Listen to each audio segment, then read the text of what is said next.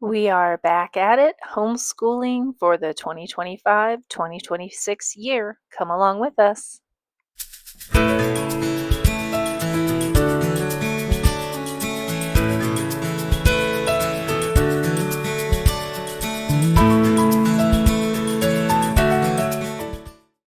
If you've watched our previous video, you know that we're starting a little late this year, but that's okay. We're on our own timeline.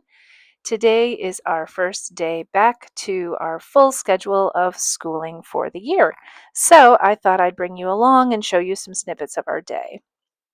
We started off with the boys filling out their calendars. I am toying around with the idea of us having the boys kind of keep track of their calendars and the events that are going on each week.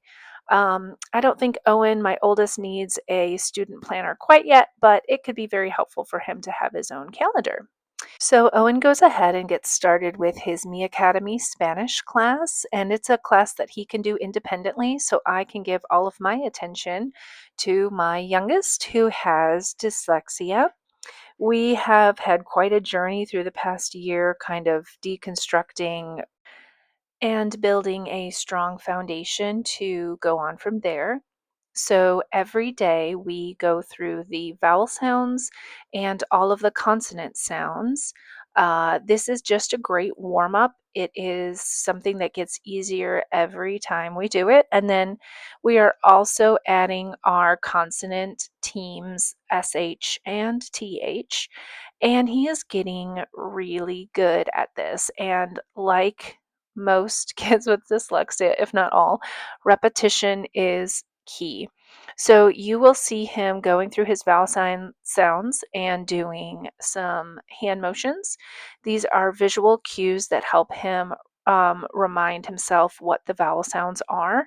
He gets vowel sounds mixed up, specifically the A and the E sound. And so every vowel has a motion that helps him just remind himself of what those vowel sounds are. So for apple, we are picking an apple and pretending to eat it.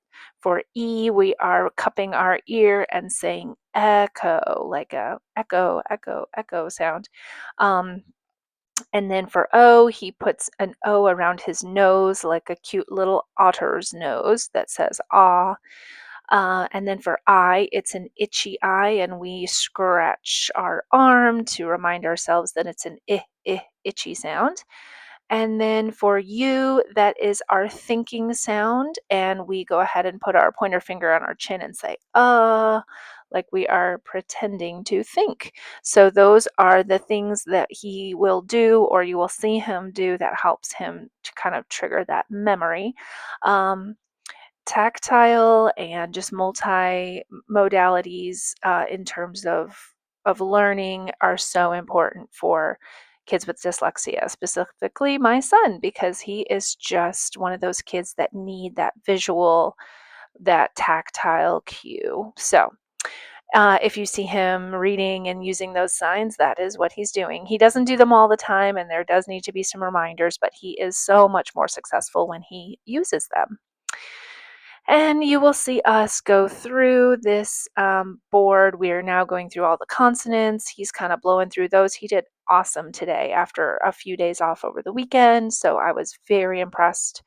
And we didn't really have to fight too many behaviors. I think he's done really well overcoming some of his worst behaviors, mostly just being that he has low self esteem and he'll just get really down on himself and he will just not want to participate. But that has gotten so much better since we've kind of backtracked, started over, and began again. So you'll see him practicing those TH and SH sounds. And we also have just a little bit of visual cues for those.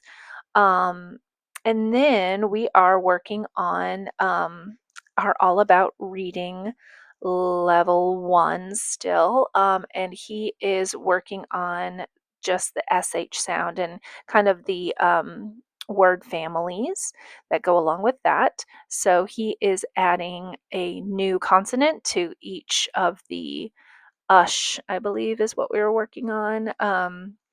and word endings. So he is doing so great with that. He's blowing through them. He is feeling confident. He really doesn't need my help, which is amazing. In each of our reading and ELA lessons, I love to get him doing something that he feels very confident with.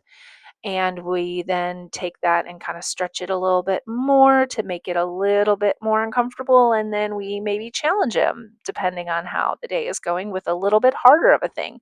And you will see that here in the next clip. Okay, one more. Now, this has the begin. You said that about the last one and you just blew through it.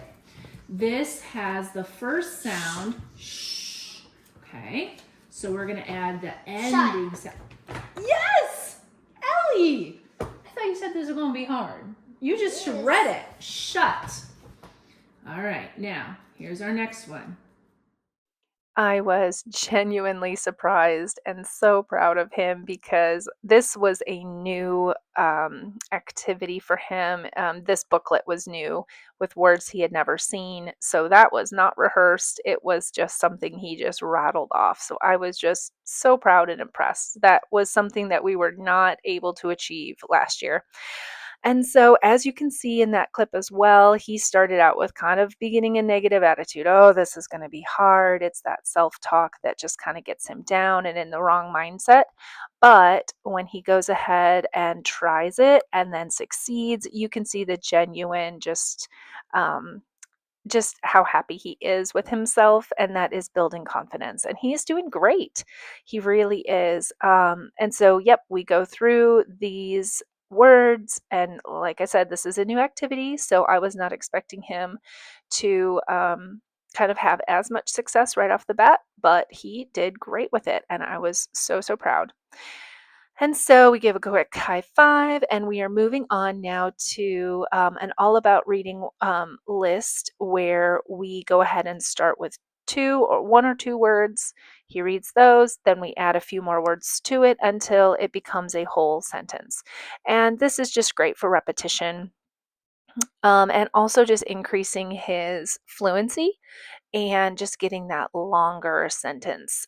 So it's not so overwhelming to the eyes when you first see a really long sentence. It just kind of makes him shut down and say, oh my gosh, I can't do this. But if he adds little pieces to it and kind of chunks it and we kind of block it out and then practice it, he really does get some success with that. So that was fabulous.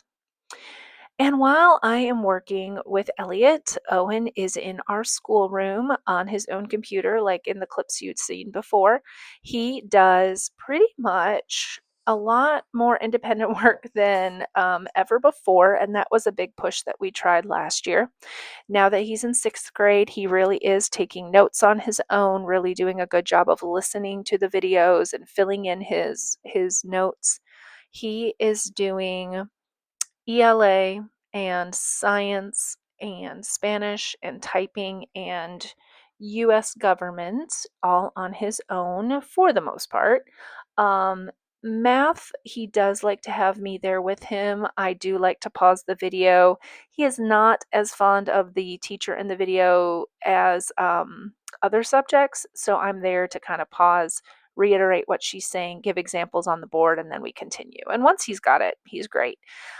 But Mondays are pretty heavy on having mom involvement because it's typically the beginning of a new lesson, it's the beginning of a new theme. And so I think that's just really important for me to be available and helpful for both of my kids, even though it is a really big juggling role for myself. It is tricky to go from a second grader to a sixth grader to different subjects. And we've had definitely some discussions on how he needs to learn how to wait for me at the right times, to interrupt if he needs my help, if I'm working with Elliot. And then there will be times that I really need to focus with Owen. And so I let Elliot take a break, and he can go off and play and do a little thing here or there, which is very helpful for him because his attention span for some of these really difficult subjects, it's just not worth beating your head against the wall trying to